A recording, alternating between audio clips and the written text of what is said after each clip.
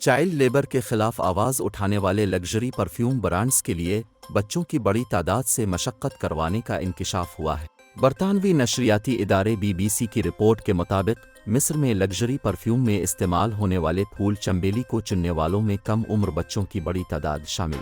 Luxury brands अपने budget को इंतहाई कम रखते हैं और मज़दूरों को कम तनख्वाह दी जाती है, जिसकी वजह से वो अपने बच्चों से काम करवाते हैं। रिपोर्ट के मुताबिक परफ्यूम इंडस्ट्री के सप्लाई चेन्स का चेक एंड बैलेंस का निज़ाम नाक़िस है।